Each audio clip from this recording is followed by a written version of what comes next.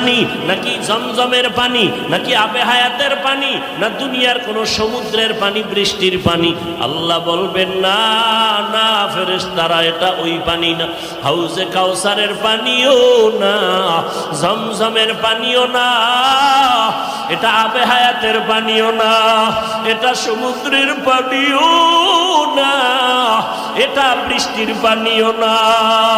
আল্লাহ বলবে ফেরেশতা, এই পানি হলো আমার বন্ধু মুহাম্মদের উম্মতের গুনাহগারের চোখের পানি। আমার বান্দা মুহাম্মদের উম্মত গুনার কথা স্মরণ করে চোখের পানি ফেলেছে।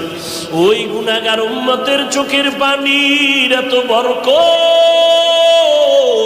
আল্লাহ কয় বেশি করে কান্না করো, কম কম হাসো। নবী বলেন এক ফোঁটা চোখের পানি ছেড়ে কাঁদো, দুনিয়ার ঘরে আগুন